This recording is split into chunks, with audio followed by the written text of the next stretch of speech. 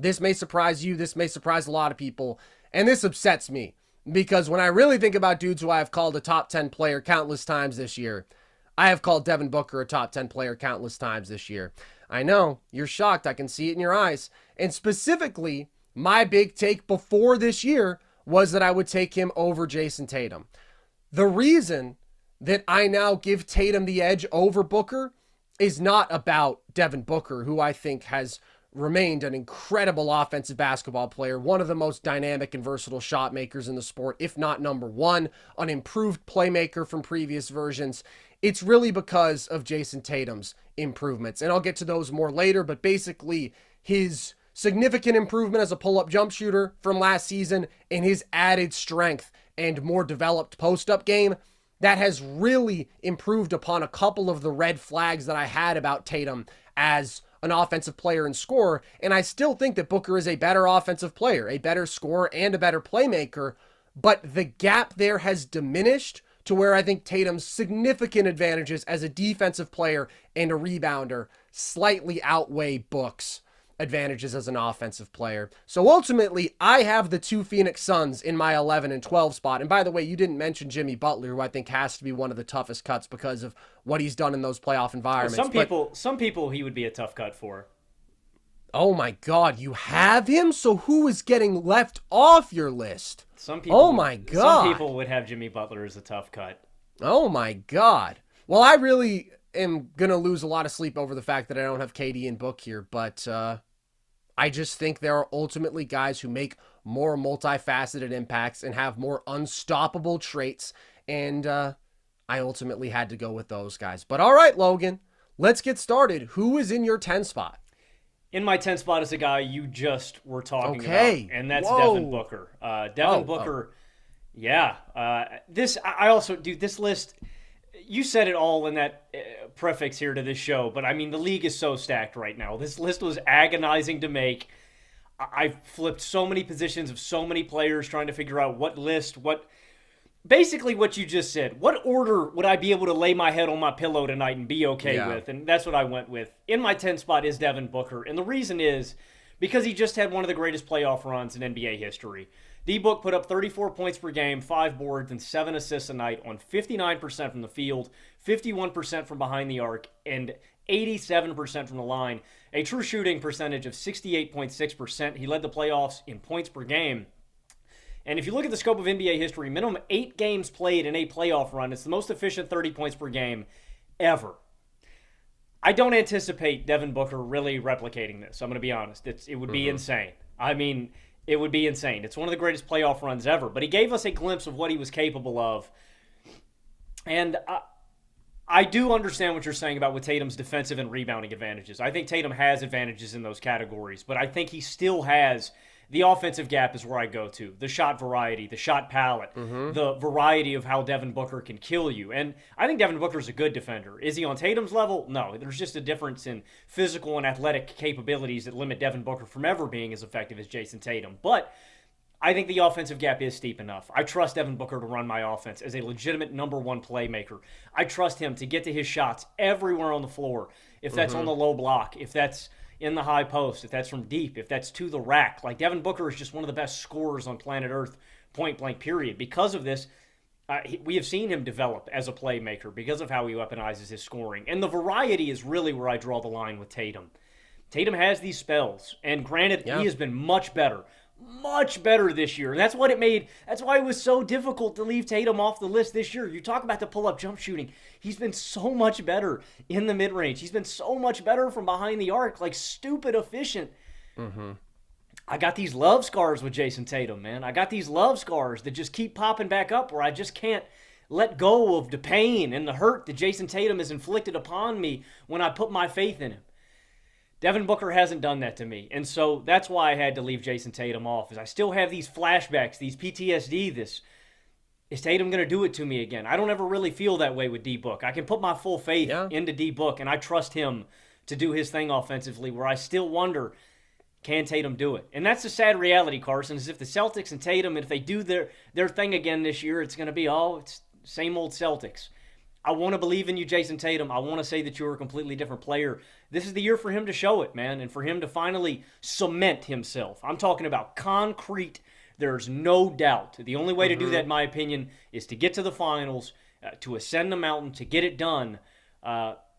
I just would rather have Devin Booker as my number one lead offensive guy in a playoff run, and that's my differentiator. That's why I'd rather have D-Book over Tatum. And again, damn, this was hard to do. Tatum, I want to give you some love. I want to give you some props. I think you are one of the best players on planet Earth, but you're number 11 for me, and I can't slide you in there. Also, one more thing I want to add on. Yeah. So did you consider Joel Embiid for this because he's not currently healthy? I didn't consider Embiid. Okay. That makes sense. I have Embiid on my list because they still say that they expect him back for the playoffs, and I would just rather presume health for the league if we're going to do a list like this. Leaving Embiid off of it feels wrong to me. But yeah, that would be great, Logan. I would have loved to do that. I would have loved to have Devin Booker in my 10 spot because you're preaching to the choir here, man. There are a few people who I feel value the greatness of a pure shot maker like Book and the shot variety, the versatility that he has as much as I do. Like, I love that, and I love Book, and basically the points you're making are the points that I made as to why I did slightly prefer him to Tatum before this season. I don't have Tatum at number 10, but since we're having this conversation, I'll just give my Tatum spiel now. I mentioned those couple of key improvements that he's made. Number one is the improvement as a pull-up shooter. Personally, I am always going to prefer a more versatile shot maker. I don't ever want you to be specifically reliant on one shot because that one shot might leave you at any time. That's why it is so crazy valuable to be able to get to your mid-range step backs and your mid-range turnarounds and your step throughs and just have this complete arsenal. And Book obviously has an advantage to Tatum there. But when it is particularly problematic to be very reliant on one specific shot, and particularly the pull-up three, is when you're not actually great at that shot. And that was the case for Jayson Tatum last year. He was a 29% pull-up shooter from deep in the regular season, and his inconsistency from deep in the playoffs, where he was 32% overall, very specifically led to some erratic performances in that signature Jayson Tatum 1 in every 3 nights he's off kind of deal that has been a problem really throughout his career. This year, he's making 35% of his pull-up threes. So that is a dramatic improvement. That is going from worst volume pull-up three-point shooter in basketball to not the best, but very solidly in the middle of the pack among like the really good volume pull-up shooters. And post All-Star break, he's at 39%. So although I don't think he is a transformed shooter and those pull-up numbers have fluctuated a bit from him year to year, I do think he is an improved shooter. And if he is making those pull-up threes at a good clip like he is right now, his reliance on them isn't really a problem. Now, you still can have a stretch where you go ice cold, and I would like you to have multiple counters and ways to dig yourself out of that slump. That is a little thing that matters. But broadly, if you are making a good portion of your pull-up threes, the ceiling that you have when you also have Tatum's physical traits is really high. And that is the second component. Tatum added, he said 12 pounds of muscle in the offseason, and normally you hear a story like that and you're like, all right, let's go out and actually see it in the regular season.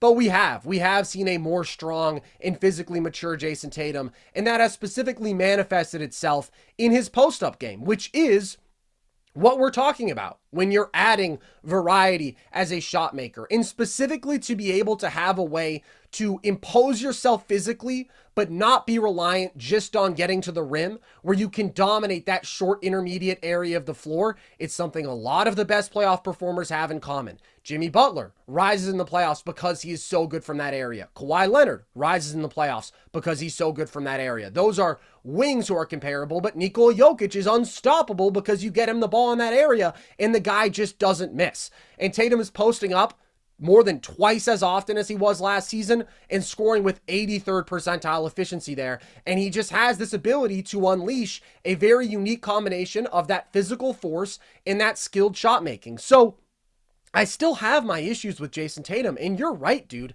I do still have my fears. I have my scars as well, where I'm like, I need to be sure that you can consistently make good decisions in these playoff environments, that you will not let defenses off the hook, that you will get downhill, that you will impose yourself physically, that you won't go ice cold from deep and have no way out of it.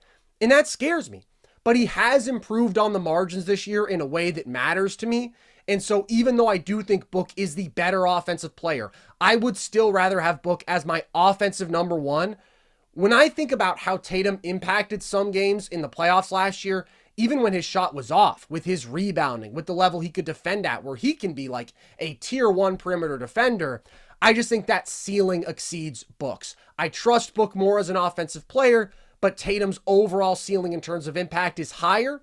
And I said last year that I got that the theoretical ceiling for Tatum was higher, and a lot of people were betting on that. But I think he has reached that level consistently enough this season to where even if the raw numbers don't look different, this Jayson Tatum does feel a bit different to me, and the margin between them was already very close. And now it's very close, but I lean in Tatum's favor.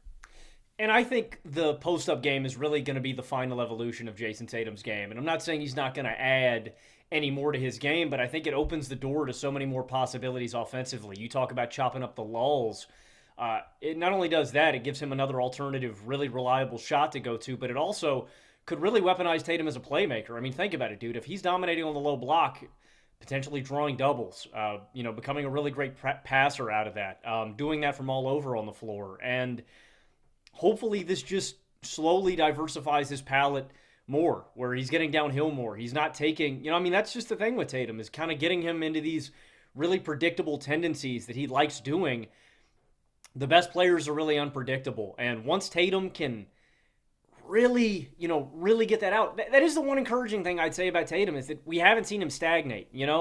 Every year, Tatum has slowly improved at one thing or the other, right? I mean, really young Jayson Tatum wasn't a playmaker at all. And during that finals run, we finally saw Tatum actually lean into playmaking, where, he's not Devin Booker level, but he's competent. You know what I mean? So I'm still waiting on that theoretical version of Jayson Tatum. I think he's going to get there. Granted, Carson, he's only 19 years old, so the sky's the limit. He's only 19. He's got a ton of time, but I think he's going to get there. I guess I just need to see it manifest itself, and I need to see it before I'm going to do it. But I think this could be the year, man. I think this finally could be it. I think everything is lined into place. The talent and the caliber of team around him.